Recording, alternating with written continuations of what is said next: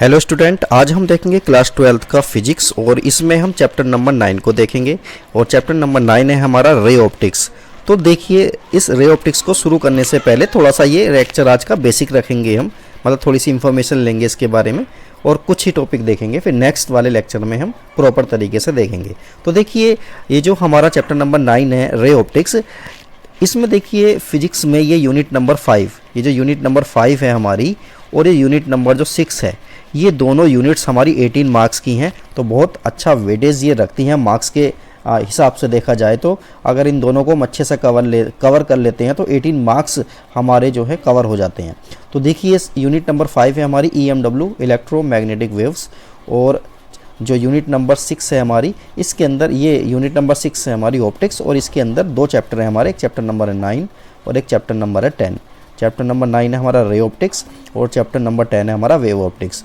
तो इस वाले लेक्चर में जब हम शुरू करने जा रहे हैं, इसमें सबसे पहले हम रे ऑप्टिक्स को कवर करेंगे और उसके बाद हम वेव ऑप्टिक्स को कवर करेंगे। और चैप्टर नंबर जो ये वाला चैप्टर नंबर 8 EMW, ये बहुत छोटा चैप्टर है। तो ये तीनों ही चैप्टर बहुत आसानी से हम कवर करेंगे और 18 मार्क्स हम सबसे पहले इसमें सिक्योर करेंगे अपने। तो चलिए इसमें देखते हैं आगे। तो देखिए, ये जो चैप्टर नंबर 9 है हमारा, इसका नाम है ray optics and optical instruments. तो इसके अंदर हमें रे ऑप्टिक्स के बारे में देखना है और ऑप्टिकल इंस्ट्रूमेंट क्या होते हैं और किस तरह से वो वर्क करते हैं, वो सब हम देखने वाले हैं। तो ऑप्टिकल इंस्ट्रूमेंट क्या होते हैं? ऑप्टिकल इंस्ट्रूमेंट वो इंस्ट्रूमेंट होते हैं जो छोटी चीज़ों को देखने के काम आते हैं, जैसे कि माइक्रोस्कोप हो गया, और बहुत दूर की चीज़ों को देखने के काम आते हैं, जैसे कि स्टार्स हो गया, मून हो गया, या अदर प्लेनेट वगैरह हो गए, जैसे कि टेलीस्कोप हो गया। तो इन सबको हम स्टडी इसमें करने वाले हैं। जो जो चीज़ें हमारे सिलेबस में हैं, जैसे कि ऑप्टिकल इंस्ट्रूमेंट में, जैसे कि माइक्रोस्कोप हो गया, टेलीस्कोप हो गया, इनके कौन कौन से टाइप हैं जो सिलेबस में है वही हम कवर अप करेंगे इसमें। तो चलिए हम सबसे पहले सिलेबस के बारे में देख लेते हैं। देखिए, पूरा सिलेबस तो मैंने इसमें लिखा नहीं है। तो देखिए, सिलेबस में सबसे पहले हम देखेंगे रिफ्लेक्शन ऑफ लाइट, ये हम पढ़ने वाले हैं। स्पेरिकल मिरर हम पढ़ेंगे, मिरर फॉर्मूला हम पढ़ेंगे इसके अंदर। Reflection of light, refraction of light पढ़ेंगे, और total internal reflection, optical fibre, और भी बहुत सारी चीज़ें हैं इसके अंदर जो हम कवर अप करने वाले हैं। तो देखिए, सबसे पहले तो हम अपना इसमें रिफ्लेक्शन ही शुरू करेंगे। तो देखिए, सबसे पहले हम यहाँ पर देखते हैं ऑप्टिक्स। तो देखिए, ऑप्टिक्स क्या है? Study of nature, production, propagation of light. मतलब लाइट की स्टडी करनी है। लाइट की स्टडी में हम क्या क्या चीज़ों की स्टडी करेंगे? लाइट का नेचर, लाइट का प्रोडक्शन, लाइट का प्रोपेगेशन। तो नेचर तो आप समझते हैं कि लाइट का नेचर कैसा होता है। प्रोडक्शन का क्या मतलब है? लाइट कैसे बनती है। प्रोपेगेशन का मतलब क्या? लाइट कैसे मूव करती है। तो ये देखेंगे, बस हमें इसका नेचर देखना है और भी चीज़ें हम देखेंगे। तो चलिए इसमें शुरू करते हैं। सबसे पहले हम रिफ्लेक्शन को देख लेते हैं कि रिफ्लेक्शन ऑफ लाइट क्या होता है। Reflection of light. तो रिफ्लेक्शन ऑफ लाइट का क्या मतलब है? देखिए, सपोज करिए ये हमारा प्लेन मिरर है। जब देखिए इस पर हम कोई लाइट रे को इंसिडेंट करते हैं, सपोज करिए हमने इस तरह से लाइट रे को इंसिडेंट करी, तो हम जानते हैं लाइट हमारी कुछ इस तरह से इसमें से बाहर निकल जाती है। ऐसा समझ लीजिए ये हमारा मिरर हो गया। कैसा मिरर है? ये प्लेन मिरर है। प्लेन मिरर पर हमने क्या किया कि लाइट रे को इंसिडेंट किया इस तरह से, और लाइट रे क्या होगी? इस तरह से बाहर निकल जाएगी। ये तो हम जानते हैं। तो लाइट का अपने ही मीडियम में, यानी सेम मीडियम में किसी चीज़ से टकराने के बाद वापस आ जाना क्या कहलाता है? हमारा रिफ्लेक्शन कहलाता है। लाइट का किसी चीज़ से टकराने के बाद अपने ही सेम मीडियम में वापस आ जाना क्या कहलाता है? हमारा रिफ्लेक्शन ऑफ लाइट कहलाता है। तो देखिए, रिफ्लेक्शन ऑफ लाइट के हमारे लॉज होते हैं और एग्जाम में कभी कभी पूछ लिए जाते हैं, तो हमको पता होना चाहिए कि ये लॉज क्या होते हैं। तो चलिए अब हम देखते हैं reflection of light, laws of reflection of light. Laws of reflection of light, reflection of light. तो ये लॉज कितने होते हैं? ये 2 लॉज होते हैं, फर्स्ट लॉ और सेकंड लॉ। तो देखिए जो है फर्स्ट लॉ, देखिए क्या कहता है कि angle I equal angle R. अभी एंगल आई और एंगल आर क्या होते हैं, अभी इस बारे में डिस्कस करेंगे। और सेकंड वाला क्या है? इंसिडेंट रे,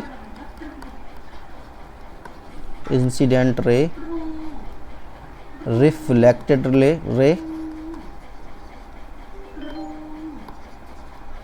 और तीसरा क्या है, नॉर्मल। ऑल लाई इन आ सेम प्लेन। क्या है ये, सेम प्लेन में लाई करते हैं। अब देखिए सबसे पहले तो हम देख लेते हैं, एक डायग्राम बनाएंगे छोटा सा। तो देखो यहाँ पर ये हमने एक डायग्राम बना लिया और ये है हमारा प्लेन मिरर। प्लेन मिरर पर हमने एक डायग्राम बनाया है। तो यहाँ पर देखिए एक लाइट रे को हमने क्या किया, इंसिडेंट किया है। जब लाइट रे को इंसिडेंट करेंगे तो क्या होगा, ये रिफ्लेक्टेड हो जाएगी। अब देखिए यहाँ पर हम क्या कर रहे हैं, एक नॉर्मल बनाएंगे। नॉर्मल कैसा होगा वो,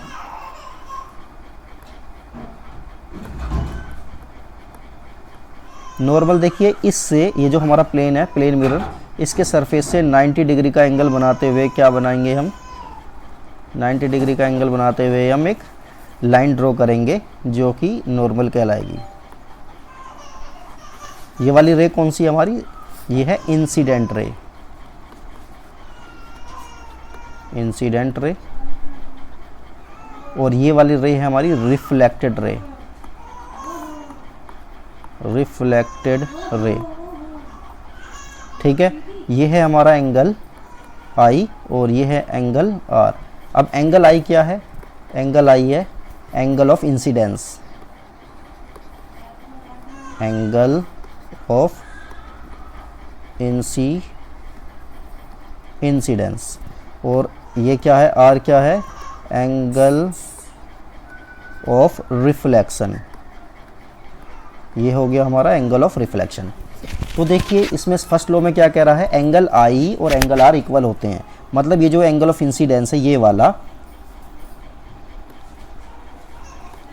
ये जो एंगल है हमारा एंगल ऑफ इंसिडेंस, ये वाला, ये किसके इक्वल होगा, एंगल ऑफ रिफ्लेक्शन के इक्वल होगा। तो फर्स्ट लॉ तो हमारा ये क्लियर हो गया। सेकंड लॉ, और सेकंड लॉ क्या कहता है, इंसिडेंट रे, मतलब ये जो रे हमको नज़र आ रही है, ये वाली रे, रिफ्लेक्टेड रे, ये वाली रे, और ये नॉर्मल, तीनों के तीनों कहाँ रहेंगे, सेम प्लेन में रहेंगे। तो इनका प्लेन कैसा रहेगा, सेम रहेगा। तो लॉज ऑफ रिफ्लेक्शन हमारे कंप्लीट हो गए हैं। फर्स्ट लॉ हमारा क्लियर, सेकंड लॉ हमारा क्लियर। चलिए अब हम आगे देखते हैं स्फेरिकल मिरर कैसे होते हैं। तो चलिए हम स्फेरिकल मिरर को देखते हैं।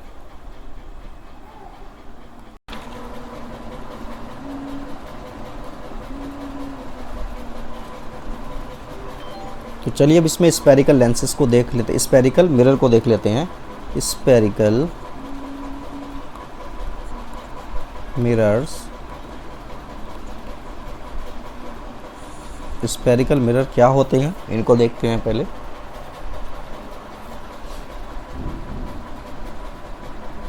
देखिए ये क्या होते हैं, it is a reflecting surface, it is a, क्या है ये, reflecting surface which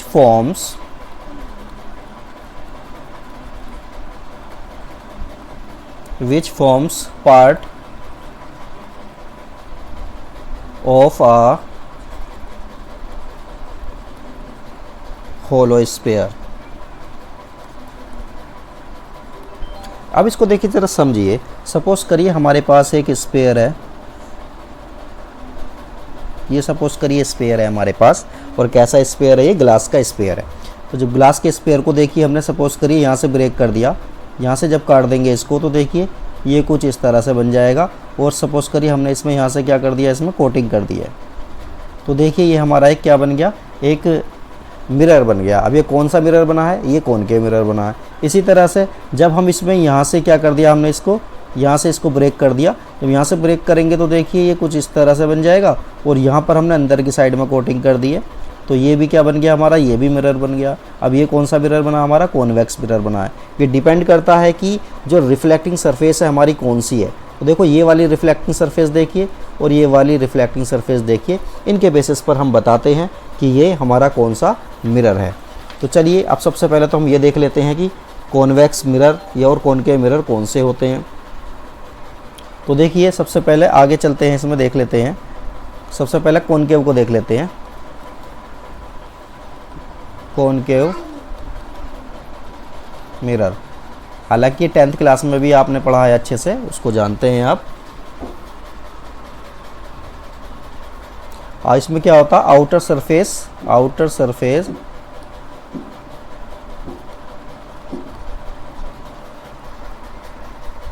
is polished. Outer surface इसमें क्या रहती है, पॉलिश्ड रहती है। मतलब ये हो गया, ये जो आउटर सरफेस है इसमें क्या कर दिया इन्होंने, पॉलिश कर दी, तो इसको क्या बोलते हैं हम, कॉनकेव मिरर बोलते हैं। इसी तरह से देखिए सेकंड वाला क्या है, केस हमारा कॉन्वेक्स मिरर। कॉन्वेक्स मिरर, इसमें क्या है, इनर सरफेस को हम क्या कर देंगे, सिल्वर कोटिंग कर देंगे। इनर सरफेस इज कोटेड या फिर पॉलिश्ड भी बोल सकते हैं। और पॉलिश जो करते हैं हम सिल्वर की करते हैं, सिल्वर की हम पॉलिश करते हैं इस पर। क्यों, क्योंकि सिल्वर की पॉलिश करने पर क्या होता है, उसमें जो है चमक ज़्यादा आ जाती है और साफ नज़र आता है इसके अंदर। तो ठीक है, कॉनकेव मिरर हो गया हमारा, क्या होता है ये हमने देख लिया। कॉन्वेक्स मिरर क्या होता है वो देख लिया। तो कॉन्वेक्स मिरर में देखिए किस तरह से हम डायग्राम बनाएंगे, इस तरह से हम बना देंगे। अंदर की साइड में इनर सरफेस को हमने क्या कर दिया, कोटिंग कर दी है। तो ये हो गया हमारा कॉन्वेक्स और कॉनकेव दोनों मिरर हो गए हैं। अब देखिए कुछ छोटी छोटी डेफिनेशंस हैं हमारी जो हम देखेंगे, जैसे कि हमारा हो गया पोल क्या होता है, सेंटर ऑफ कर्वेचर वगैरह क्या होते हैं। चलिए इन सबको देख लेते हैं। तो देखिए सबसे पहले तो हम इसमें देखेंगे कि ये जो हमारा पोल है, पोल क्या होता है। तो पहले हम पोल को लिखेंगे, पोल। तो देखिए पोल को देखने के लिए, पोल क्या है हमारा, पोल है it is the middle point. क्या है ये, it is the middle point. Middle point किस, मिडल पॉइंट पी से रिप्रेजेंट करेंगे, किसका है ये, of the spherical mirror, of the mirror. अब मिरर की बात कर रहे हैं हम, मिरर का क्या बन गया, ये मिडल पॉइंट है ये। और इसको किस तरह से देखेंगे, देखिए ये सपोज करिए हमारा ये जो मिरर है हमारा, कॉनकेव मिरर या फिर कॉन्वेक्स भी ले सकते हैं। इसका जो मिडिल वाला पार्ट होगा ये वाला, इस पार्ट को हम क्या बोलते हैं, पी पोल बोलते हैं। सेकंड वाला है हमारा centre of curvature,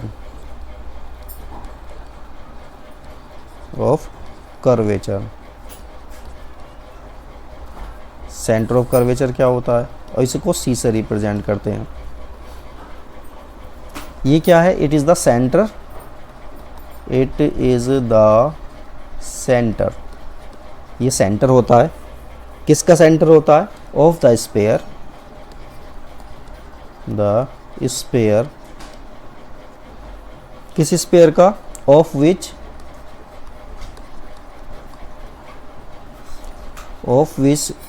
the mirror forms a part. मतलब जिस स्फीयर से मिरर को लिया गया है उसके सेंटर को, मतलब उस स्फीयर के सेंटर को हम क्या बोलेंगे, सेंटर ऑफ कर्वेचर बोलेंगे। जैसे सपोज करिए ये हमारा मिरर है। अब देखिए ये मिरर जो है किसी ना किसी स्फीयर से तो लिया गया होगा, उस स्फीयर को जैसे सपोज करिए हमने यहाँ पूरा बना लिया, तो इसका जो सेंटर होगा, इस मिरर, इस स्फीयर का जो सेंटर होगा उसको बोलेंगे हम सेंटर ऑफ कर्वेचर सी। इसी तरह से देखिए आगे चलते हैं। नेक्स्ट है हमारा radius of curvature, radius of curvature.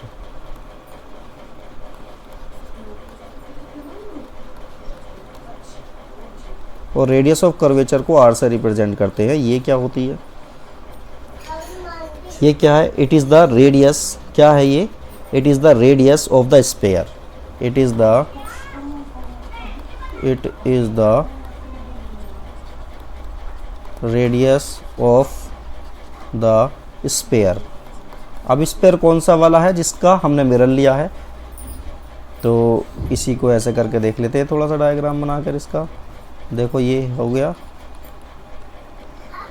तो सपोज करिए सेंटर ऑफ कर्वेचर है, तो ये वाली जो डिस्टेंस होगी, ये जो रेडियस होगी इस स्फीयर की, उसको बोलेंगे radius of curvature.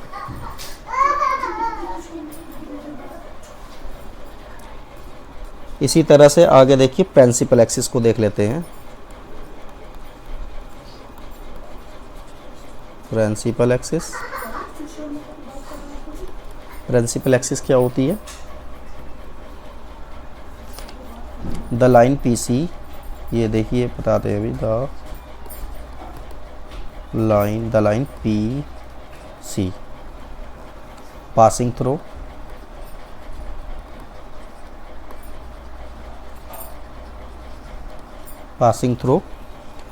The pole and center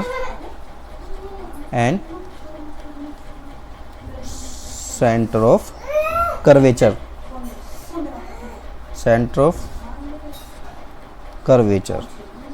अब देखिए ज़रा, देखिए ये तो हमारा सपोज करिए तो हो गया पोल और सेंटर ऑफ कर्वेचर, इसको मिलाकर जो एक लाइन ड्रॉ की जाती है, ये वाली लाइन, इस लाइन को क्या बोलते हैं? प्रिंसिपल एक्सिस बोलते हैं। प्रिंसिपल एक्सिस क्लियर हो गया, प्रिंसिपल एक्सिस। अब चलिए आगे देखते हैं इसके, आगे आता है इसका प्रिंसिपल फोकस।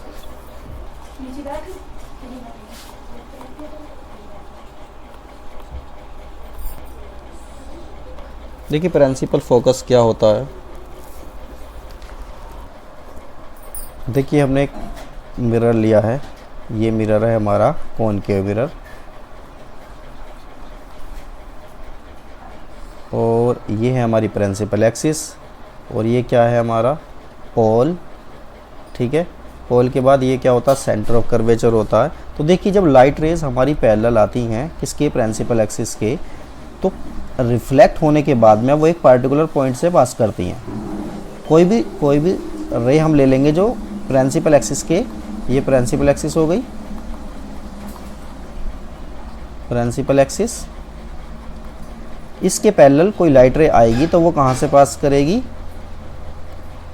वो इस फोकस से पास करेगी, ठीक है, मतलब इस पॉइंट से पास करेगी, और इसी पॉइंट को हम क्या बोलते हैं? फोकस बोलते हैं। जब लाइट रेज हमारी पैरेलल आती हैं तो वो रिफ्लेक्ट होने के बाद कहाँ से पास करती हैं? वो पास करती हैं फोकस से, यानी एक पॉइंट से पास करती है, उसी पॉइंट को हम क्या बोलते हैं? प्रिंसिपल फोकस बोलते हैं। और इसी के साथ साथ देखिए और कॉन्वेक्स मिरर के लिए भी देख लेते हैं। सपोज करिए ये हो गया हमारा कॉन्वेक्स मिरर, तो इसमें देखिए क्या होगा, लाइट रे देखिए जब पैरेलल आती हैं तो देखिए लाइट रे ये पैरेलल आई, ये वाली लाइट रे भी पैरेलल आई, तो देखिए पैरेलल आने के बाद में अंदर तो ये जाने की नहीं है, तो देखिए ये रिफ्लेक्ट होती हैं इस तरह से कुछ,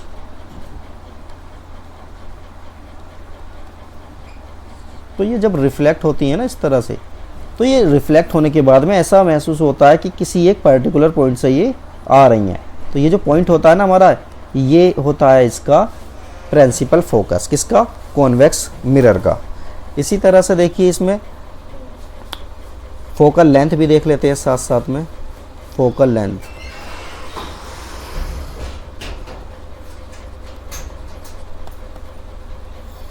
देखिए फोकल लेंथ क्या होती है? ये वाली फोकस से लेकर और ये जो हमारा पोल है इसके बीच की डिस्टेंस को फोकल लेंथ बोलते हैं, और इसे स्मॉल एफ से रिप्रेजेंट करते हैं। इसी तरह से यहाँ देखिए ये पोल हो गया, तो इसको दूसरे उससे ले लेते हैं, तो देखिए यहाँ पर ये वाली जो डिस्टेंस है हमारी, ये वाली, इस डिस्टेंस को क्या बोलेंगे हम? फोकल लेंथ बोलेंगे। इसी तरह से ये वाली जो डिस्टेंस है यहाँ पर, इसको क्या बोलेंगे? फोकल लेंथ हम बोलेंगे। तो फोकल लेंथ हमारी क्लियर हो गई है। एक चीज़ और देखते हैं, एंगुलर अपर्चर और देख लेते हैं। एंगुलर अपर्चर क्या होता है?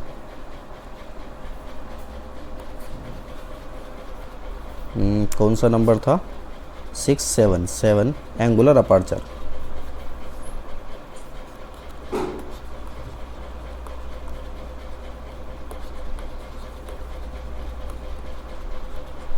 एंगुलर अपर्चर, इसको देखते हैं क्या है ये।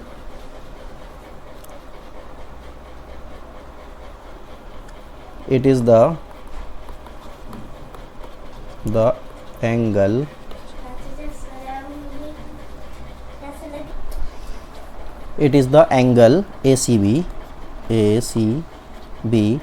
subtended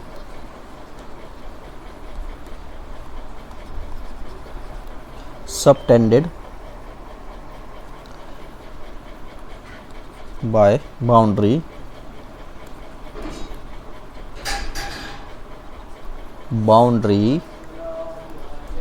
of mirror। अब इसको थोड़ा सा समझ लेते हैं। देखिए ये सपोज करिए ये हमारा कोई मिरर हो गया, ठीक है। इसको नाम दे देते हैं ए और इसको थोड़ी सी पॉलिश भी कर देते हैं, ठीक है।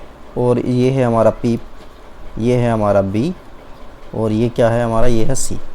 तो देखिए ये जो एंगल है हमारा ए पी बी, जो सी पर एंगल बनाएंगे इस वाले एंगल को हम बोलेंगे क्या, इस वाले एंगल को हम बोलेंगे, और बी सी पर जो ये एंगल बना रहे हैं इस वाले एंगल को बोलेंगे एंगुलर अपर्चर, ठीक है। ये बात क्लियर होगी। चलिए अब आगे चलते हैं। इसमें आगे हम देखते हैं रिलेशन बिटवीन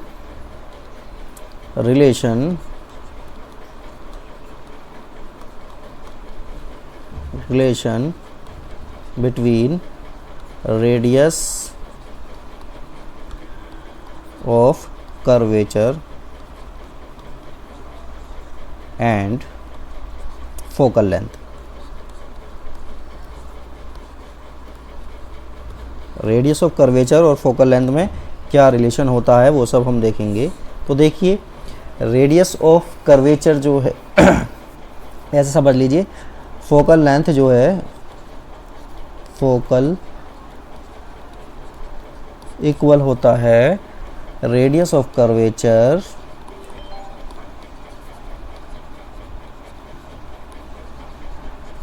अपॉन 2। अब इसको ऐसे समझ सकते हैं, F इक्वल होता है R अपॉन 2। कलर दूसरा ले लेते हैं, ये वाला देखो। तो फॉर्मूला होता है F इक्वल R अपॉन 2, ये इसका फॉर्मूला रहेगा। या फिर R इक्वल होता है 2F के बराबर। ये हमको पता होना चाहिए क्योंकि इससे रिलेटेड क्वेश्चन पूछे जाते हैं। डायरेक्टली हमको कभी कभी ऐसा होता है न्यूमेरिकल में डायरेक्टली F की वैल्यू नहीं दी हुई होगी बल्कि रेडियस ऑफ कर्वेचर दे दिया जाएगा, तो वहीं से हम फोकल लेंथ को फाइंड आउट करेंगे, तब हम इसका आगे करेंगे। तो देखिए फोकल लेंथ हो गई हमारी। अब फोकल लेंथ को कब पॉजिटिव कब नेगेटिव लेना है थोड़ा सा वो भी देख लेते हैं। तो देखिए फॉर कॉन्वेक्स मिरर या फिर लेंस, देखिए कॉन्वेक्स मिरर है या फिर लेंस है, दोनों ही केस में क्या होगा, F को हमें क्या लेना है, पॉजिटिव लेना है। इसी तरह से फॉर कॉनकेव, अब फिर मिरर हो फिर या फिर वो लेंस हो, कॉनकेव है मिरर हो या लेंस हो, उसमें क्या है हमारा F को क्या लेना है, नेगेटिव लेना है। ये चीज़ भी हमको ध्यान रखनी है। तो देखिए आज के इस लेक्चर में हम इतना ही करेंगे। नेक्स्ट लेक्चर में हम देखेंगे साइन कन्वेंशन क्या होता है और मिरर फॉर्मूला क्या होता है, उससे रिलेटेड हम क्वेश्चन वगैरह करेंगे। तो चलिए देखते हैं अगले लेक्चर में। ओके।